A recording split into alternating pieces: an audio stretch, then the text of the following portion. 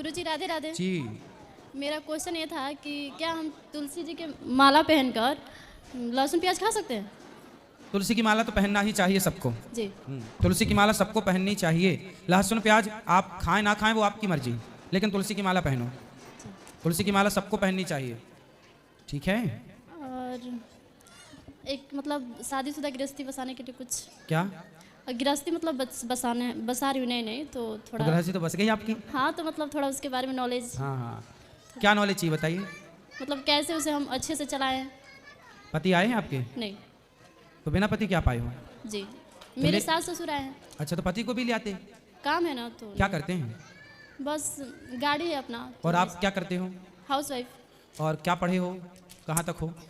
Inter किया। ठीक है, ठीक है। कब हुई शादी आपकी? इसी साल। इसी साल, मतलब 2024 में? जी। अभी जनवरी फरवरी में? जी। ठीक है। तो गृहस्थी कैसे चलाएं इसके कुछ हम टिप्स बता दें आपको। राधे राधे प्यारे भक्तों, श्री अनिरुद्ध आचार्य जी की प्रश्नोत्तरी में आपका स्वागत है, जहां मिलते हैं शास्त्रों से जुड़े हर प्रश्न के सटीक उत्तर। तो चलिए वीडियो पूरा देखते हैं। तो सास भी तो है बगल में? लेकिन सर बहुत अच्छी है। सास अच्छी है जी, तो आप दोनों की कुंडली मिल गई। हाँ। आप दोनों की कुंडली मिलेगी तो आपकी गृहस्थी बहुत बिंदास चलेगी। सबसे बड़ी गृहस्थी चलाने का सबसे बड़ा मंत्र है चुप। जी। क्या रहना है? चुप रहना। कभी अपनी सास को, अपने ससुर को, अपने पति को पलटकर जवाब नहीं देना है। सबसे बड़ी गृहस्थी की टिप्स यही है कि आज जितने भी विवाद होते हैं सिर्फ इसलिए कि पति ने कुछ कहा तो पत्नी ने पलट के तुरंत जवाब दिया, सास ने कुछ कहा तो बहू ने पलटकर तुरंत जवाब दिया। पति को भी ये बात समझनी चाहिए और सास को भी ये बात समझनी चाहिए कि बहू कुछ बोले तो सास ये ना सोचे कि मैं तो सास हूँ, बड़ी हूँ, मालकिन हूँ। बहू कुछ बोल रही है तो बेटी के रूप में उसे स्वीकार करो कि मेरी बेटी है, कुछ पूछ रही है तो उसे बताओ, कुछ सीखना चाहती है तो सिखाओ, है ना, बेटी के रूप में। और बहुओं की सबसे वही बहू बढ़िया होती है जो चुप रहे, क्योंकि सास 100 कहेगी और बहू ने 1 कह दिया तो सास का 100 कोई ना सुनेगा, पर बहू का 1 सबसे ऊपर हो जाएगा। ये रीति है, ये रिवाज है। सास की 100 बातें कोई ना, अरे तो सास है, पर बहू ने 1 बोला तो तुमने क्यों बोला। इसलिए 1 मौका मत दो किसी को, कुछ भी मत बोलो। और वैसे आपकी सास बहुत अच्छी हैं, वैसे भी कुछ नहीं बोलेंगी। सब कोई बहुत अच्छा है। मेरी भगवान करे ये बहुत अच्छे रहें सदा। जी। शुरू में सब अच्छे रहते हैं। आप भी अच्छी हो शुरू में, सास भी अच्छी है शुरू में। अब ये अच्छाई 10 साल बाद, भगवान करे आप 100 साल तक ऐसी अच्छी रहें परिवार में। लेकिन फिर भी मैं आपको बता रहा हूँ, ये सास आपकी बहुत अच्छी है, आपके पति भी अच्छे, परिवार भगवान करे खूब अच्छा हो। लेकिन फिर भी आपके लिए क्या हमने बोला, चुप रहना। कभी सास गुस्से में, कभी पति गुस्से में, भाई देवर, कोई भी ससुराल, क्या ससुराल पक्ष में ना, हमारे भारत की जो मानसिकता है वो मैं बोल रहा हूँ। भारत की मानसिकता क्या है, पुरुष प्रधान देश है ये। यहाँ पर पुरुष थोड़ा एटीट्यूड में रहता है, उसको लगता है ये मेरी पत्नी है, उससे ये लगता है कि मैं जो चाहूँ इससे बोल दूँ पर ये मुझे कुछ ना बोले। ये पति इस मानसिकता के हैं भारत में। सास भी इसी मानसिकता की है कि मैं जितना चाहूँ डांटूं, मारूं, कुछ भी कहूँ बहू को, पर बहू मेरे से पलट के कोई जवाब ना करे। ये मानसिकता हर साल लगभग 99% सासों की है कि मेरी बहू मुझे पलट के जवाब ना दे। पति की भी मानसिकता यही है कि मेरी पत्नी मेरे को पलट के कोई जवाब ना दे। और हर जेठानी भी यही है कि मेरी देवरानी मुझे कभी, पर मैं कितना भी अत्याचार करूं, तू ही सारे बर्तन धुल, तू ही सारे कपड़े धुल, तू ही झाड़ू पोंछा कर, फिर भी तू पलट के कुछ बोलना मत। मतलब समस्याएं गृहस्थी में एक तरफ से नहीं है। बहू भी बेचारी भर जाती है कई बार, कितना बर्दाश्त करेगी, कितना सहेगी। जब भर जाती है तो फिर वो बोलना स्टार्ट कर। यदि बहुएं जवाब देने लग गई हैं, किसी के घर में बहू 1 साल तक चुप रही, कोई उत्तर नहीं दिया किसी को, और 1 साल बाद बोलने लग गई, तो इसमें बहू की गलती नहीं है, ससुराल वालों की गलती है। उन्होंने इतना मजबूर किया कि बहू ने अपने स्वभाव को बदल लिया। कब तक तुम्हारी सहेंगे। इसलिए ससुराल वालों को चाहिए कि वो अपनी बहू को बेटी की तरह प्यार करें, उसे मजबूर ना करें। मैं नहीं चाहता कि मैं किसी से लड़ूं, लेकिन जब मजबूर किया जाएगा तो फिर व्यक्ति कैसा भी हो उसे गुस्सा तो आते ही है, क्योंकि इंसान तो सास भी है, इंसान तो बहू भी है। तो मैं आपसे बस यही कहूँगा कि आप एक अच्छी बहू बनो। शिशुपाल ने कितनी गालियाँ सुनी, भगवान कृष्ण ने कितनी गालियाँ सुनी शिशुपाल की? 100। हाँ, ये गृहस्थी का मूल मंत्र है कि 100 बातों तक तो कम से कम चुप रहो। 101 भी हो तो उत्तर देने की जरूरत पड़े तो दो, वरना ठीक है। और पति पत्नी यदि आप खुश हैं तो सास को कभी जवाब नहीं देना चाहिए, ठीक है। वैसे आपकी सास अच्छी है और बढ़िया है, ठीक है। और कुछ, रुक जाइए दादाजी, कौन है? मेरे ससुर। रुक जाइए ससुर साहब, 1 मिनट रुक जाइए। नहीं मानेंगे ससुर। हेलो, राधे राधे गुरु जी। राधे राधे। आपके चरणों में कोटि प्रणाम। खुश रहिए। ऐसे ही हम लोग बिहार से चंपारण जिला से आए हुए हैं। हाँ ये लो बहू है लो, हाँ, समधी समधिनी सब कोई हम लोग आए हुए हैं 5 दिन से। तो अच्छा है सब। जी सब कोई बहू अच्छे अच्छी है? जी खुश रहिएगा, अच्छे से ठीक है। ध्यान रखिएगा बेटी की जी तरह। बेटी के तरह गुरु जी हम मानते हैं इनको। हाँ, बहू की राधे तरह राधे नहीं। गुरु जी। खुश रहिए। गुरुजी राधे राधे। जी गुरुजी आपकी कथा में मैंने कई बार सुना है कि जो लोग शादी के बाद पर स्त्री या पर पुरुष के बारे में सोचते हैं वो नर्कगामी होते हैं। बिल्कुल। पर आजकल का ट्रेंडिंग तो ये चल रहा है कि पहले लोग रिलेशनशिप बनाते हैं, उसके बाद फिर किसी और से शादी करते हैं, तो वो भी तो नर्कगामी बनते हैं नहीं बनते? बिल्कुल बनते हैं। तो अगर उन्होंने रिलेशन बनाया भी तो शादी का आजीवन निर्वाह उन्हीं के साथ करना चाहिए ना। भाई जिसके साथ पहली बात तो देखो, शादी के पहले किसी लड़की को किसी लड़के के साथ रिलेशन बनाना नहीं चाहिए, क्योंकि यदि आपने रिलेशन बनाया किसी पुरुष के साथ तो वो लड़का फिर आपके साथ शादी करेगा ही नहीं। उसके मन में ये ख्याल आ जाएगा कि यार ये लड़की तो ऐसे ही है, आज मेरे संग बना रही है, किसी और के संग भी बनाई होगी, फिर वो लड़का नहीं करेगा आपसे ब्याह, क्योंकि वो समझ जाएगा कि ये स्त्री चरित्रहीन है। इसलिए विवाह के बाद ही रिलेशन बनाने की परंपरा भारतीय रही है। पहले क्यों बनाना है ये बताओ, ना पुरुष बनाए ना लड़की बनाए। लेकिन अगर जो रहते हैं अगर वो फिर पर किसी और से मतलब दोनों लोग अलग अलग शादी करते हैं तो वो नर्कगामी होते हैं या नहीं बिल्कुल होते? वो नरकगामी है ही, मतलब वो पाप तो है ही ना, गलत तो कर ही रहे हैं वो। चलो जमाने के आगे सच्चे बनेंगे अच्छे बनेंगे, लेकिन खुद की आंखों से आंखें मिला पाएंगे, खुद से नजरें मिला पाएंगे? वो कह पाएंगे कि मैं पतिव्रता नारी हूँ? वो स्त्री कह पाएगी कि मैं पतिव्रता हूँ? वो पुरुष कह पाएगा कि मैं चरित्रवान हूँ? नहीं कह पाएगा। दूसरों से झूठ बोला जा सकता है बेटा, खुद से झूठ नहीं बोला जा सकता।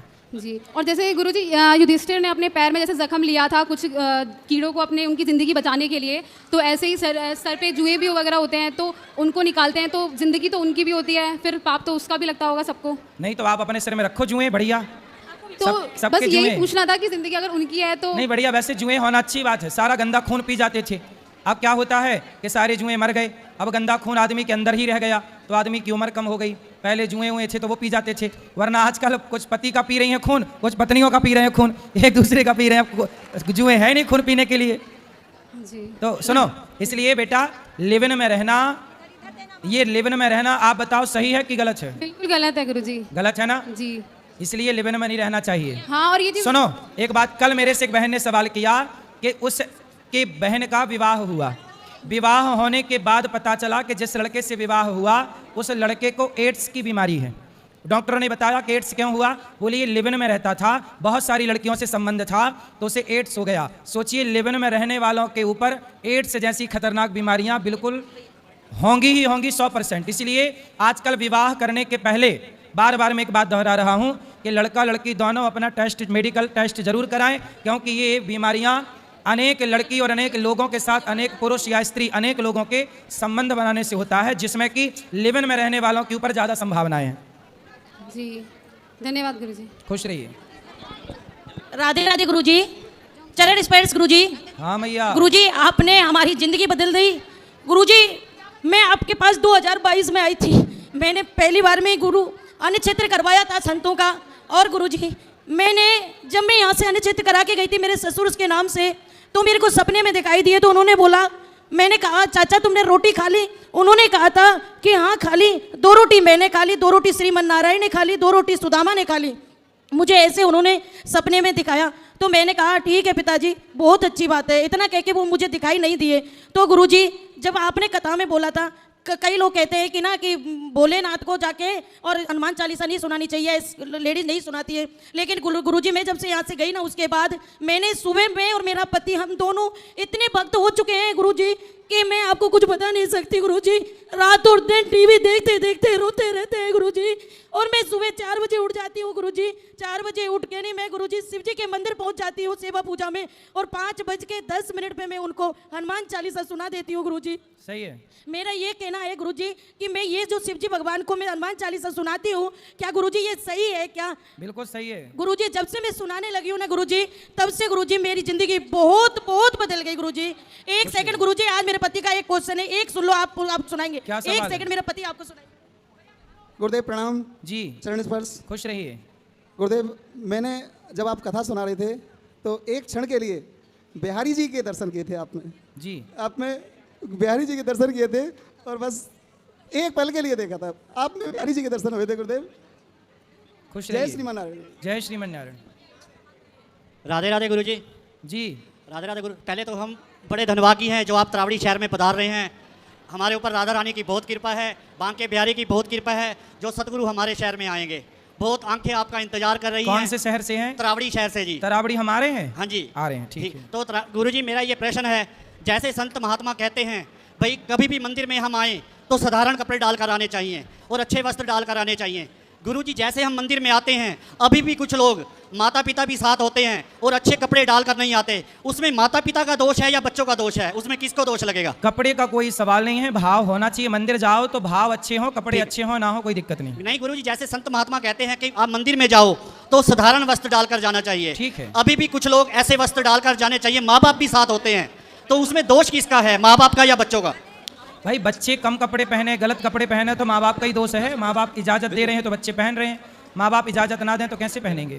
गुरुजी राधे राधे। गुरुजी मैं नोएडा से आया हूँ, जितेंद्र झा नाम है हमारा, और हमारी पत्नी भी आई है साथ में। गुरुजी यूट्यूब पे हमारी पत्नी आपको बराबर देखती है और मैं भी कभी कदाल देखता हूँ, गलत नहीं है, कभी कदाल देखता हूँ। तो गुरुजी हम दोनों में मिसअंडरस्टैंडिंग टाइप का हो चुका है और मैं तकरीबन 3-4 महीने से बहुत परेशान हूँ। कभी कदाल दोनों इंसान अपने आप को लगता है जो मैं कुछ कर लूँ तो कभी मैं कुछ कर लूँ। उनका कहना ये है जो आपका किसी के साथ अफेयर है। आपका? हाँ मेरा, लेकिन ऐसा कुछ नहीं। कहाँ पत्नी आपकी? साथ में आई गुरुजी। बात कराओ, पत्नी कहाँ है? ले आओ इनकी पत्नी। अंशु थोड़ा आइएगा। क्या नाम है? अंशु झा। अंशु? हाँ। अंशु जी हाजिर हो। कहाँ है अंशु? ये पीछे बैठी हुई है। मैं अभी जस्ट आया हूँ नोएडा से, तो आपका लरबार लगा हुआ था। कहाँ अंशु? हाथ उठाएं। हाँ अंशु आयुष बुला चलिए, दो बालक है हमारे। जल्दी लेके आओ, इस तरफ से जाना। जल्दी जाओ। तो ये ऐसा लगता है जो मतलब बड़ा बेचैनी हो जाती है कभी कदा। चलो बात करके समझा। कहाँ? हाथ उठाओ अंशु जी।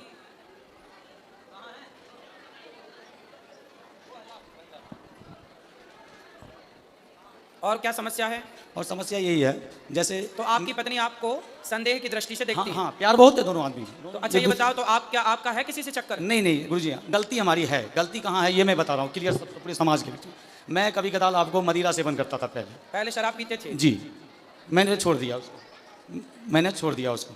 दूसरी बात ये है गुरुजी, जो जब जहाँ मैं रहता था बहुत तक 15-16 साल से रेंट पे रहता था और थोड़ा निम्न वर्ग का हूँ, कुछ नहीं कर पाया साथ साथ रह के वहाँ पे। तो एक पड़ोसी आ गए वहाँ पे, पड़ोसन आ गए? हाँ पड़ोसन आ गया। उनकी माँ और बेटी दोनों था, उनका कैरेक्टर अच्छा नहीं था। तो ये 6 महीने के लिए गाँव गई थी, 3-4 महीने के लिए गाँव गई थी। और उस दौरान हमने उनको 1-2 बार टोक दिया किसी मैटर लेके, जो कभी कपड़ा पचड़ा हुआ है तो हाँ जी थोड़ा कपड़ा उठा लो, कभी ये उठा लो, बस इतना ही। और हमारे बगल में जो बंदा था वो नेपाल का लड़का था, उसके साथ उसकी गलत मतलब वो थी, रिश्ते थे। हाँ। और जब ये आई वहाँ पे तो उसने क्या किया, मेरे को बोल दिया अंकल कब खाली करोगे आप, बस इतना। अब इनके दिमाग में ये बैठ गया, जो पहले अंकल नहीं कहता था अब अंकल क्यों कहता, क्यों बार बार ये करता है। और कंपनी में भी काम करता हूँ तो इस तरीके का अंडरस्टैंडिंग होती है। बात कराओ पत्नी से।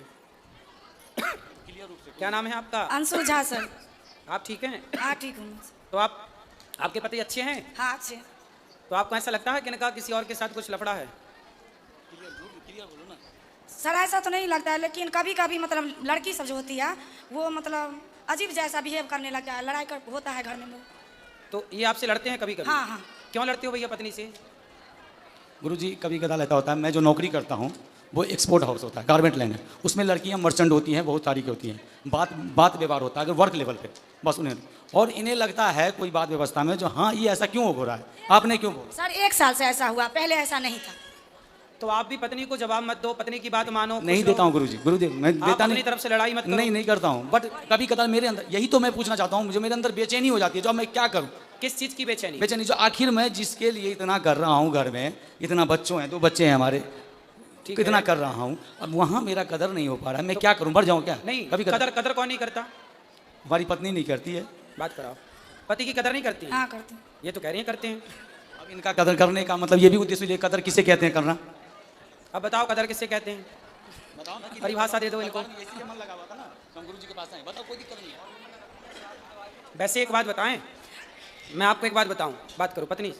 देखो ऐसा है बेटा, जो पुरुष होता है ना, कई बार वो गलत नहीं होता, पर कुछ पत्नियां उसे गलत देखती हैं। यदि पुरुष समाज में किसी स्त्री से बात कर ले, किसी लड़की से बात कर ले, तो पत्नी को ऐसा लगता है कि शायद इनके साथ चक्कर है। कई बार जो आप सोचते हैं वो गलत होता है, और इस गलती से पता है क्या होता है, कई बार रिश्ते खराब हो जाते हैं, रिश्तों में दूरियां पैदा हो जाती हैं, आपकी प्रसन्नता गायब हो जाती है, क्योंकि जब भीतर संदेह बैठ जाएगा तो खुश कौन रहेगा। लेकिन आप कई बार जो सोचती हो वो गलत होता है। इसलिए सोचो मत। यदि आप अपनी आंखों से देख लो, यदि आपने ठोस प्रमाण इकट्ठे कर लिए तो आप बिल्कुल कहो कि हाँ ये व्यक्ति गलत है। पर जब आपने देखा नहीं, किसी के मुंह से सुना नहीं, कोई ठोस सबूत नहीं आपके पास, फिर आरोप लगाना गलत है। ठीक है। और दूसरा आप पति की इज्जत देखो। पति, पहले ये बताओ कि आपके पति आपका सम्मान, आपकी इज्जत करते हैं कि नहीं? हाँ करते हैं सर। तो आपको भी करना चाहिए कि नहीं? मैं भी करती हूँ, लेकिन 1 साल से। आशा है श्री अनिरुद्ध आचार्य जी महाराज के वचनों से आपको दिशा और शांति मिली होगी। जुड़िए हमारे साथ अगली बार एक और दिव्य ज्ञान के संग। जय श्री तो राम। होनी है। अब आप संदेह क्यों करना? इसलिए आप समझदार हैं, पढ़े लिखे हैं, बच्चे समझदार हो रहे हैं, बच्चे सब समझेंगे बहुत जल्दी से इन चीज़ों को। इसलिए आप दोनों बड़े प्रेम से रहो। आपके दोनों का वातावरण का प्रभाव इन बच्चों पे पड़ना है। अब लड़ाई का भी और प्यार मोहब्बत से रहने का भी।